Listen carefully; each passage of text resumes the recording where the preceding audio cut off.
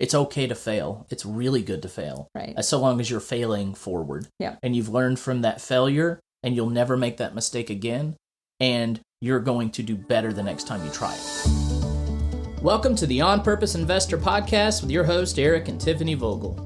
We spent several hard years building a rental property portfolio so we could have more time with our family and live our ideal life. Finding your path can be difficult, so we're here to help guide you along the way with lessons, tips, and tricks to design and implement your dream life through real estate investing. Now sit back, turn up the volume, and get ready for this episode of the On Purpose Investor. What's up, Pathfinders? And welcome back to the On Purpose Investor Podcast. I'm your host, Eric, with the beautiful and lovely co-host, Tiffany. That was really drawn out. I know, you weren't prepared for how drawn out it would be. No, I was expecting the normal. You know, there's nothing normal about me. That is very true.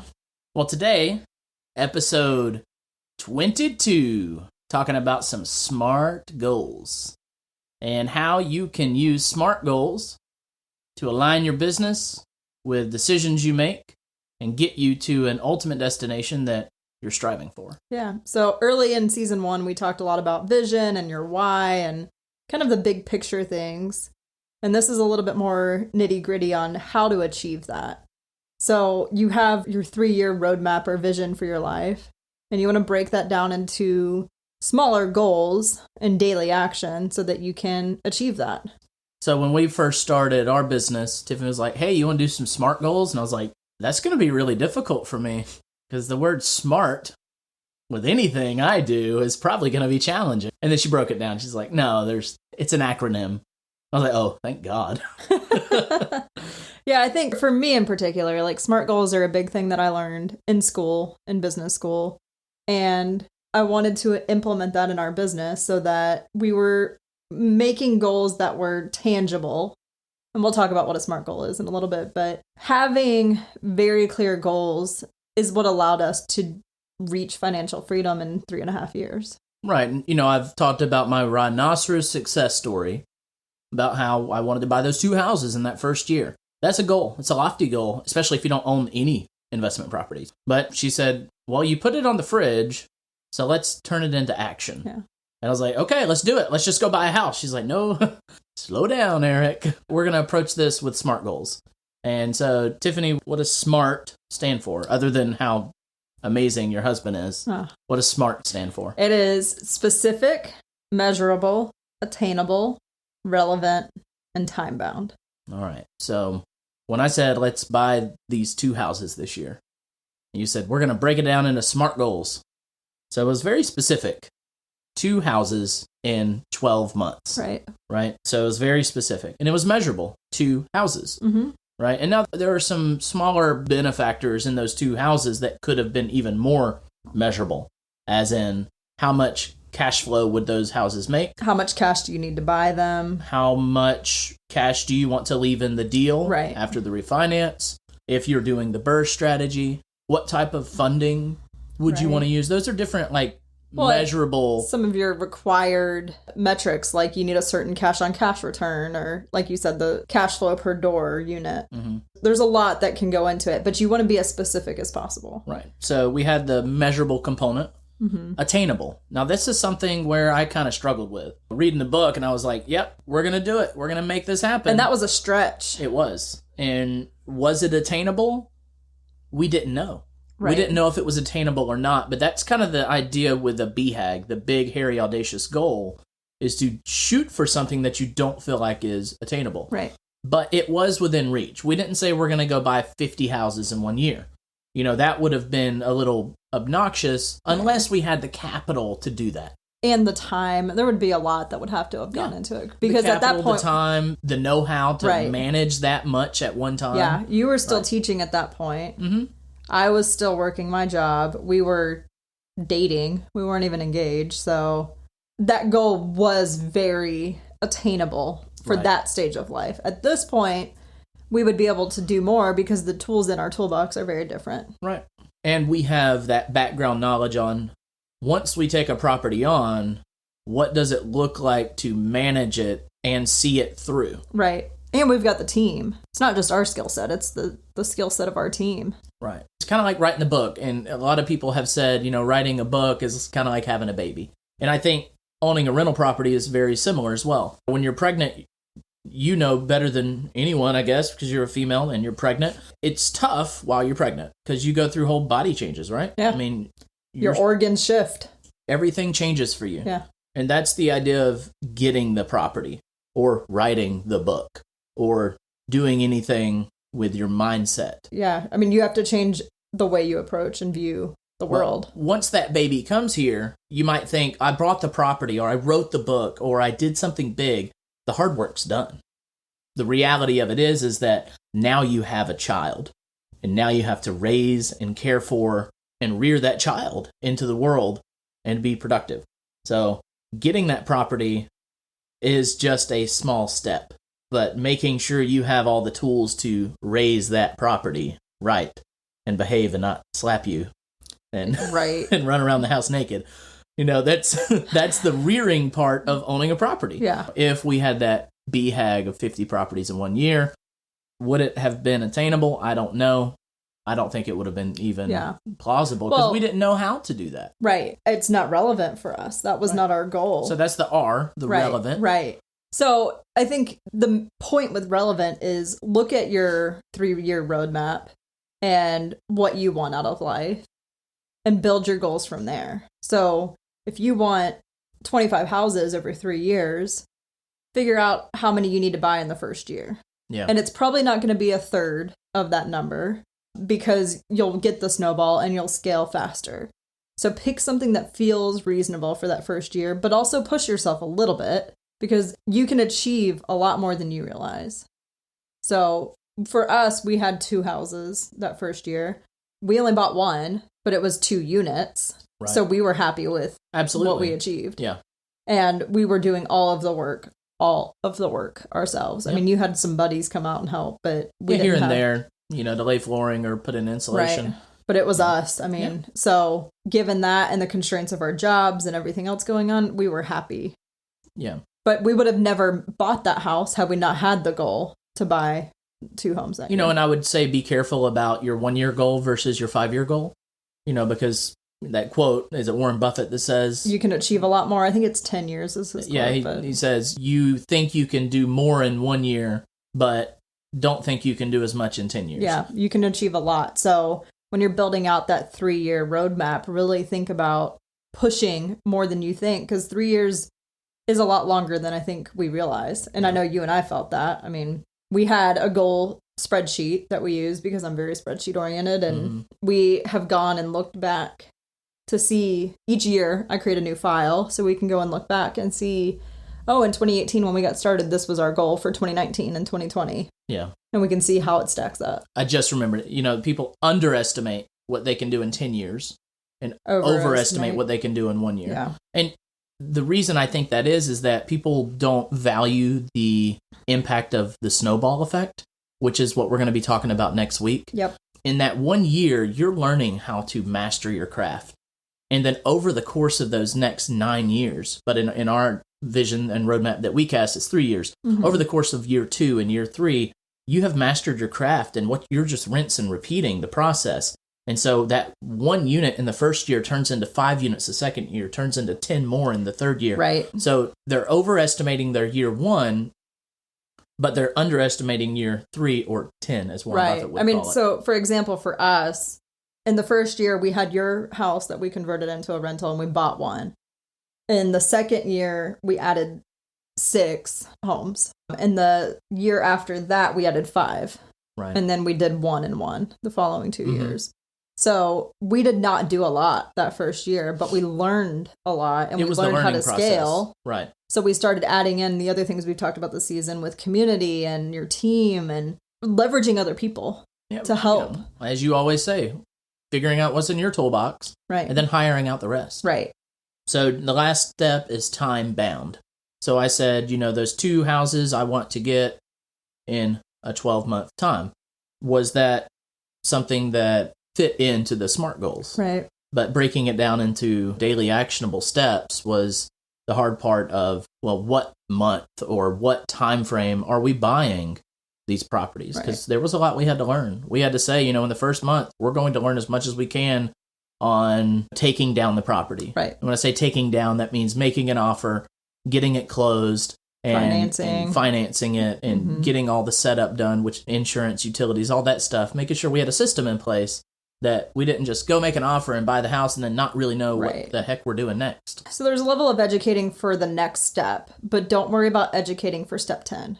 So as we were doing this, we weren't educating to figure out how to manage the property. Right. We were really just focused on what do we need to do to get the property. And then it's like, okay, we know the scope of the renovations. How do you fix whatever plumbing situation you had in the property, for example? Yeah. You didn't worry about that before we got to the closing table. No, not at all. Because what would have happened if we had spent hours and hours trying to figure out how to solve that problem? The deal would have gone away. Mm-hmm. So we take one step at a time and definitely educate, but don't over-educate. Worry about the next step. So how when do you're you building, eat an elephant? Right. One bite at a time. I got that thrown at me last night. Funny enough. Right. I was a little overwhelmed with our goals currently. All the things that we want to see come to fruition. Yeah.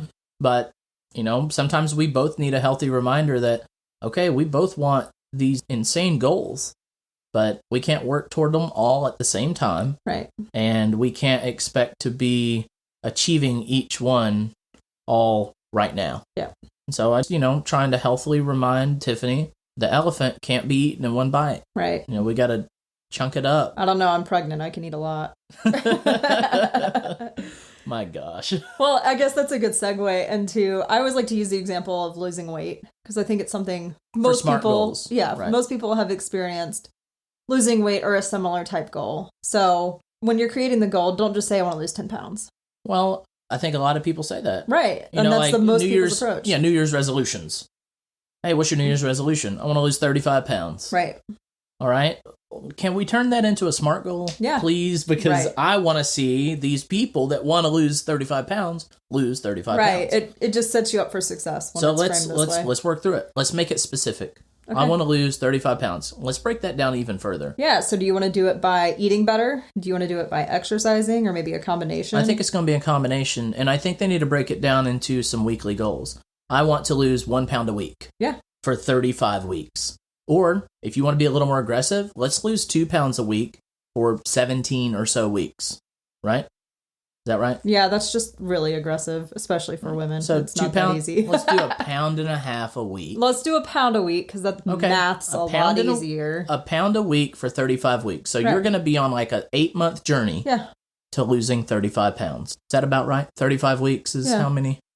I know there's 52 in a year. 8 times 4 is 36. So you're not. I'm doing pretty good here. I know. I just did that in my head. I know. Good job. SMART goals. All right. So it's measurable. Yes. Talk to us through the measurable part of it. Yeah, so you have a very tangible goal of 1 pound a week.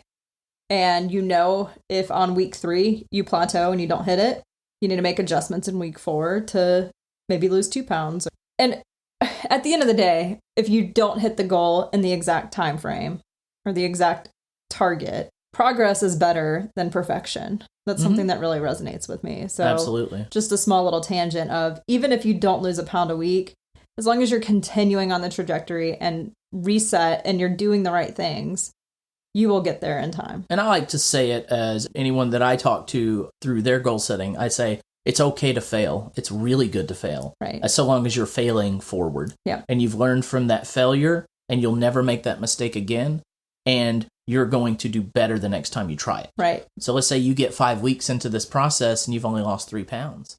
You're still down 3 pounds. You're still down 3 pounds. That's great. And you've learned what it's going to take to be on that journey. Yeah. So you know how to get your mind and heart in the right spot to be on that journey more gung-ho, if you were to say. Yeah. So it's measurable. Is it attainable? 1 pound a week, is that attainable? Yeah, that's kind of the recommended weight loss plan. Is a pound like 3,500 calories? That sounds right. All right. So, by the way, we are not nutritionists and don't know. Is it 5,000 calories? No, it's 35, but that's 500 calories. A day. That you have to either decrease your intake or increase your burn. Right. So if you could break down, if you go on a 1 mile or 2 mile walk and say that burns 300 calories. Then you take your 2,000 calorie on average. Yep.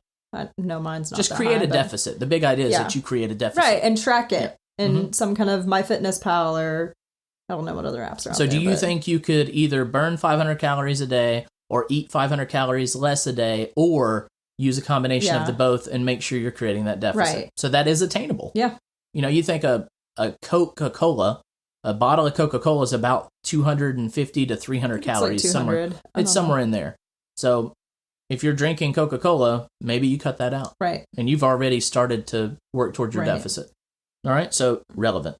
Do you want to lose weight? That's pretty much, is it relevant? Yeah. Does that fit with your vision and your goals for your life? Or does it, are you happy do you with? feel unhappy when you look at yourself in the mirror? Right. I think most people in general, when they look in the mirror, they're like, I don't like this thing about me.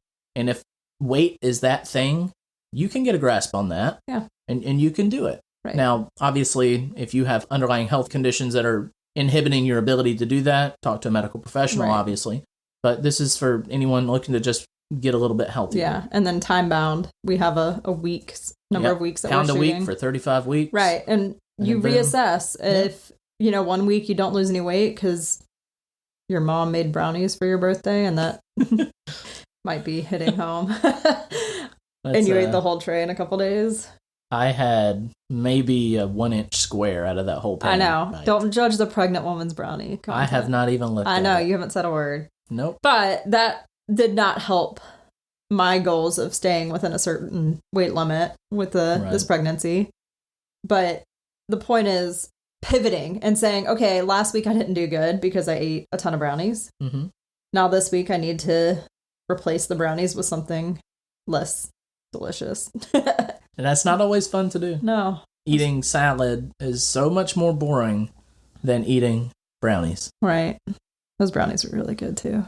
Yeah, they were. If you're listening to this, you should go get a brownie. With the weight loss example, the goal is not to be health experts or advocate losing weight or anything like that. It's just an example that I think really illustrates how you can turn, I want to lose 35 pounds, into a very tangible, smart goal. I guess I just want to say it doesn't have to be losing weight. That's just an example, and it applies to business, health, hobbies. Absolutely. If you want to learn to play guitar, you can set a very smart goal on your practice schedule. That's what I was going to say. Whatever you're working on in your life right now, it doesn't have to be real estate. The idea is that you're building a habit of creating smart goals for all the things that you want to achieve. Right.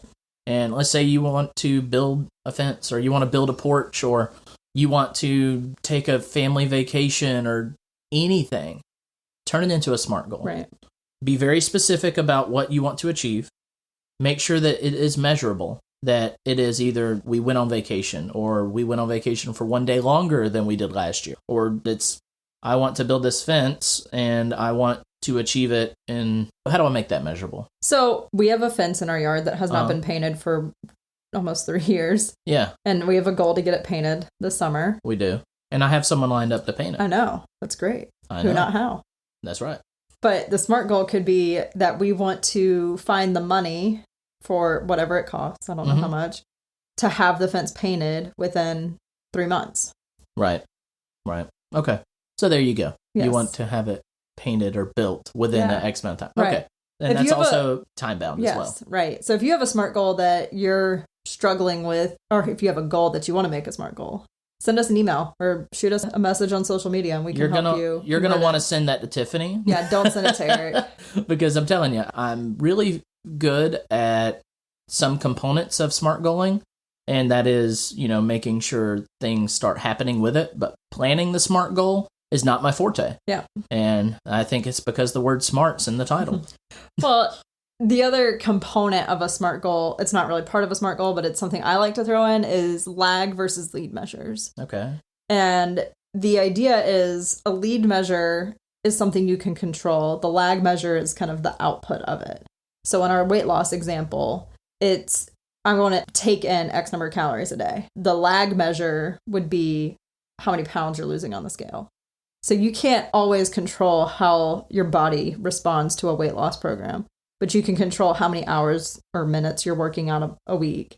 You can control how many calories you're taking in. with buying houses. You can't always say, I'm going to buy 2 houses. The market might not be in a spot that you can. So the lag is going to be something that's out of your control. Right. So like making purchases. But you can control that lead measure. Right. That lead measure is going to be, I'm going to knock on 1,000 doors and make 500 offers. Right. And sit down at 250 kitchen tables and talk to potential sellers.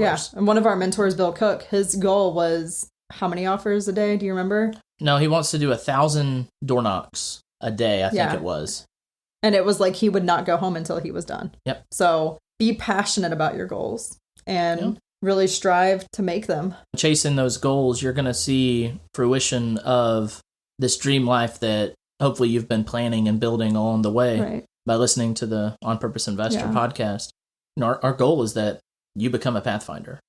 And that Are you going to make that a SMART goal? What, becoming a Pathfinder? Yeah, you become a Pathfinder in the next month. Wow. Yeah, no, I'm just kidding. I think it had such an impact on our business because we had very clear goals. It was clear between the two of us what we were working towards. So there was no confusion over, you know, when I said, hey, we need to get another house this month, you understood why, because it was reaching those goals. And like we said, we took the 3-year goals and broke them down into yearly goals, then down into quarterly. So we knew, okay, in this season of life, we need to buy 1 a month. And we knew how much cash flow we needed. So if one property brought in double the cash flow, then we didn't have to buy that other house. Right. I'm very much so looking forward to getting into like season 3 and season 4 and season 5 of this podcast because, you know, to our listeners out there, we do have a SMART goal for our podcast as well. And that is 5 years. We want to be an interviewing podcast for some episodes and some seasons where we bring in some big heavy hitters and some people that are doing amazing things out there. And we want to run them through some of the things that we've talked about for the past 2 seasons. Yeah. All of the things. Definitely. And we just want to see, like, it definitely worked for us, but it's working for other people too. Right. And we want to get them in here in this show and just pick through their minds and see what they are doing. Yeah. And see how they differ from us. Because not everyone's going to follow exactly what our path was or be able to apply all the steps that we've applied. But bringing in these different guests, we should be able to at least narrow down what people can and hear and follow and be inspired and moved by. Right. I'm looking forward to the next couple seasons. Yeah, we've got a lot in the works that we're working through. So I know we're close to wrapping up season 2. So we're actively planning season 3 and season 4. That's right. To be determined if I'm going to be on all of the episodes because we will have a newborn. We're going to try to figure out how to fit it all together. And our vision was to have kids. So we're weaving in our work with the podcast and the book and all of that to fit with that. So we're looking forward to what's to come. We've got 2 more episodes for you this season. And then we'll take a brief break and then come back with even more great content. Yeah. You know, I think my new co-host might be our son. Oh, gosh. You know, he'll come up here and yell out bubbles and tickle and dad, quack, quack. and mama and quack, quack. I think he'll offer some good introspection. Yeah, and especially when he starts screaming. He'll eat the microphone for sure. Yeah. Maybe we'll turn his off. Kind of a goat. Yeah. Bad. The terrible 2s hit a lot sooner than I expected. Well, he's not so terrible. He's just a little wild. Yeah, that scream it's terrible. The scream is terrible, but the child is not. I feel like that should be on a t-shirt. The scream is awful. The child is great. When he wants to be. So next week, we're going to be diving into the snowball effect and just how powerful snowballs are. Yeah. Not just to build snowmen. Right. Okay, I was going to say. Not just to build snowmen. I mean, we're not going to, do you want to build a snowman? That's not where we're headed. We're headed into how one small actionable step can have a domino effect toward building an insane snowball. Momentum. And build huge momentum and knock over even the largest objects. Yeah, definitely. So, looking forward to next week's episode. Yeah. Tiffany, take us out. All right. Thanks, y'all, for hanging out with us and listening to us talk about SMART goals and how we use them in our life. What lessons can you take from our experience and apply to your life? Don't let the time you just invested go to waste. You only get one life, so live it purposefully. That's all we have for you today. See you next time. Are you ready to discover and build your dream life? Then it's time to become a Pathfinder. Head over to onpurposeinvestor.com and sign up for our newsletter to get tips and tricks to help you find your path and get the latest from our blog. If you haven't already, we'd really appreciate an honest review on your favorite podcast app. If you're enjoying this show, share it with friends, family, and fellow investors. See you next time at the On Purpose Investor Podcast.